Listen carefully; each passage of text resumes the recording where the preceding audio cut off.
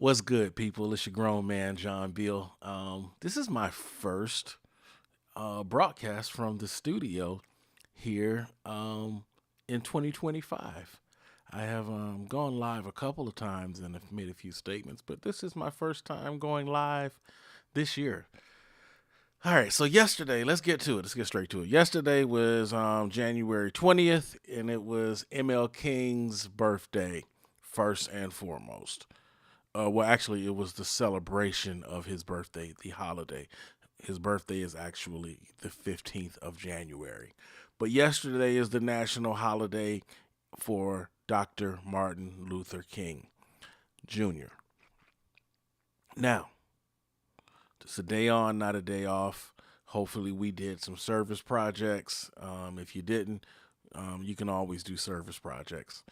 Please, let's just take a day on and not a day off. All right, now, said all of that. Let's get into this inauguration. And um, we've got a new president, y'all. Today is a different kind of day, and America's different again. All right. And yeah, thought we'd be rid of this guy 4 years ago. Well, he's back. um, I make no secret about the fact that I'm not a fan of Donald Trump. Not a fan at all. Do I think he's the Antichrist like other people do? No. I just think he's bad. He's a bad businessman and he's bad for America. I think he's heinous. I think he's greedy. I think he's racist. I think he's a narcissist. All of that. Um, but most importantly, I think he's bad for business. When I say business, I'm talking about small independent businesses. I'm sure he's great for the billionaire class, of which I am not a member yet. Maybe one day I will be. Maybe not. I think in order to be a billionaire in this country, you've got to be really, really ruthless and callous and heinous on some kind of level. I might be wrong on that, but that's just how I feel. I think in order to be a billionaire, you've got to be willing to step on somebody else's neck. And I don't know, I'm just not like that.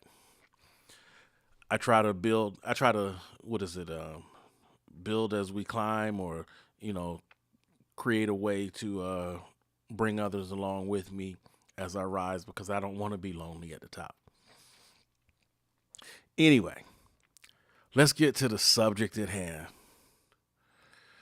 Nelly, was it Rick Ross and Snoop Dogg performing over the weekend as part of the Trump inaugural festivities.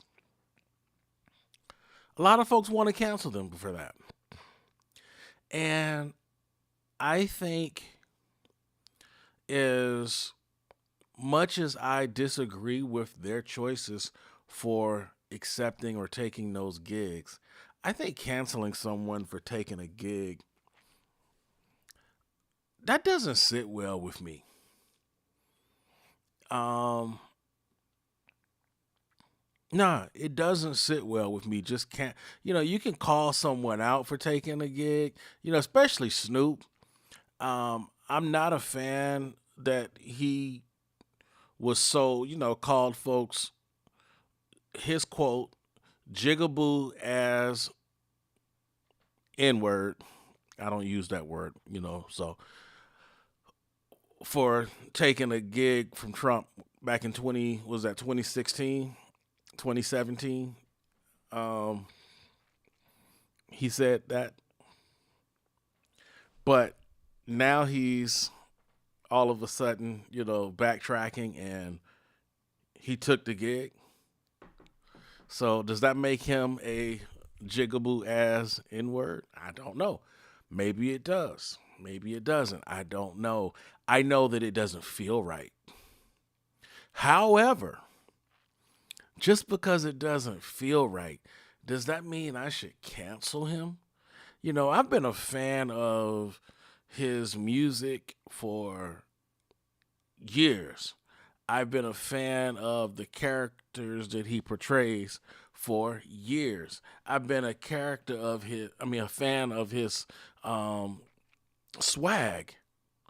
The way that he's rebuilt himself from, being a gang member, felon, into this, corporate icon that resonates all over the world. I'm a fan of it. Do I think he made a bad judgment call for the people that are his fans? Absolutely. Does that mean that we should cancel him? Eh, I don't think so. Because how many of us have made bad judgment calls in life, in business, in relationships that, you know, you don't want to be judged by one bad judgment call or even two or even three. Um, we've all made them. It just so happens that because of the nature and stature of his celebrity, he's under the microscope. So people have access to all of the reels and statements that he's made over time, and they'll go back and say, "Oh, weren't you? Didn't you say this? Didn't you do that? Back then, didn't you say that? Anybody that does this for Donald Trump is a blah blah blah blah blah." And here it is, 4 years later, you're in that seat. But how many of us? Somebody asked me this question: how many of us haven't changed our opinions about something in 4 years? How many of us have circumstances that have changed drastically from 4 years ago that would have us to do something different now? There's lots of us that fall into that. I'm just saying. Now, does that mean that I condone his decision? Absolutely not. I think he should have let this one pass. But, maybe he's in some kind of financial strait where he needed this payday. I don't know. I seriously doubt that. However, it's not my position to count another man's pocket. I mean, the same way that we canceled Chrisette Michelle and other folks, it just doesn't seem right. Call them out. Does that mean cancel them? Nah, I think not. I am not anti cancel culture. Well, I'm sorry. I am anti cancel culture. I am not against the idea of canceling certain individuals for doing stuff. I canceled R. Kelly long before people actually started canceling R. Kelly. I made the point of canceling R. Kelly the very first time I witnessed somebody. It showed up in my inbox. I don't even remember who sent it to me, but somebody sent me a video of R. Kelly having sex with this 12-year-old little girl. And yeah, that did it. Done. Canceled. Instantly. Removed from my playlist. I have a band. No longer did we play any of R. Kelly's songs. And here's the thing what sucks about it. I thought that he was a brilliant songwriter, brilliant artist. Step in the Name of Love was one of my joints. Man, I love that song. Um, um, I Believe I Can Fly. You know, you remind me of my Jeep or whatever the name of the song was. Can I get a woo woo? All of that.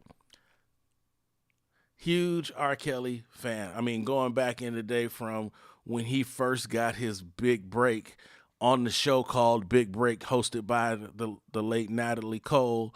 When he was a group called R. Kelly and MGM. Yeah, I was a Kelly fan. I like the remixes that he did on Janet Jackson's Anytime, Any Place. Yeah, I was an R. Kelly fan. I canceled him instantly. Instantly.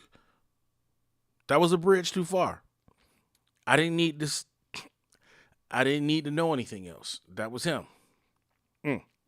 And this is before there were deep fakes and AI changing people's faces and stuff. Nah, that was Kelly, and I was done.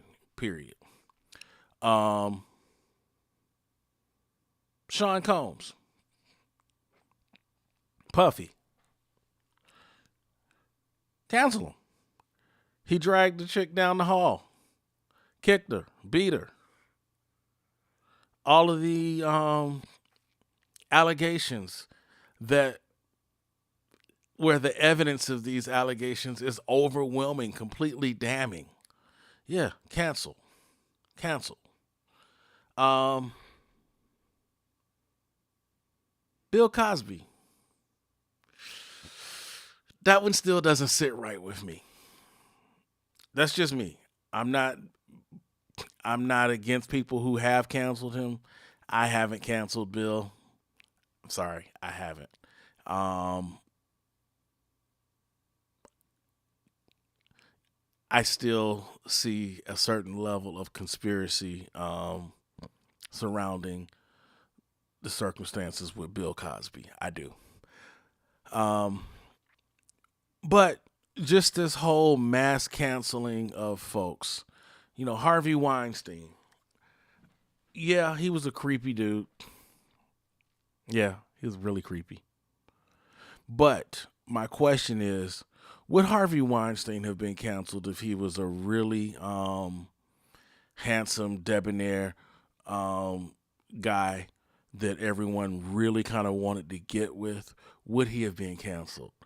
Um, you know, Once again, the question is it cancellation or is it buyer's remorse on certain things? You know, when it comes to that. I digress.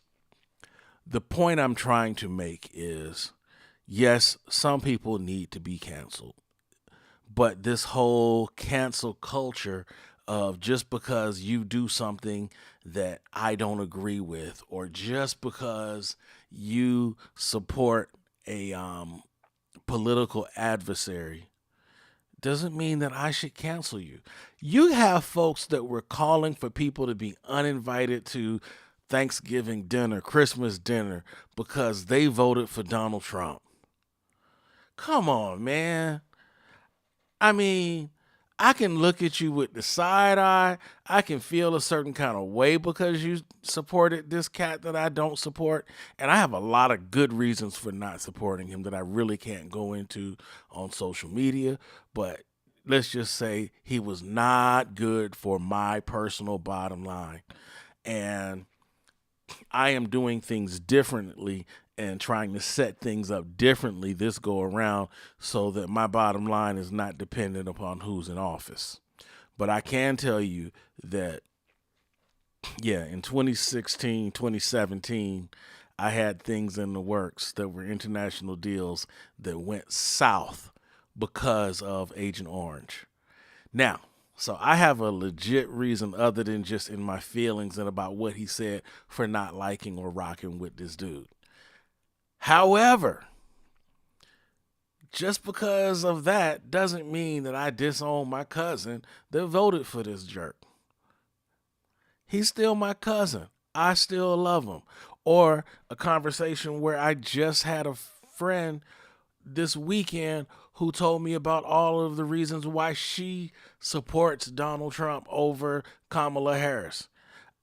I thought it was weird as hell that that was the case, but she's still my friend.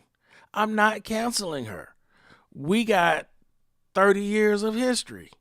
Why would I let somebody that I don't even know personally come in between a 30-year relationship or a 30-year family, a relationship with a family member, or or somebody who I love dearly and rock with, and I'm just gonna let somebody who doesn't even know my name come in between that relationship because we are in disagreement? Man, that's weird as hell. Okay. That's all I got to say about this. 2025, I am going to be doing some really cool projects coming up this year. Um, Last year was an epic year for me. Had a lot of really cool things that happened. I had some ups and some downs, had some great triumphs, and I lost a lot of people along the way. So I accept the good and the bad that happens. In 2025, I am looking forward to thriving. I know that there are going to be some challenges coming forth this year, and I am embracing the strength that God is going to provide for me to deal with those challenges as they come. And I accept the challenge of trying to make this year incredible. I have big, big plans. And I hope that you guys will be here along for the ride as it comes into fruition. And hopefully, I can carry some of you guys with me into some of these big wins and successes. All right, I'll see you guys on the flip side. Love y'all to life.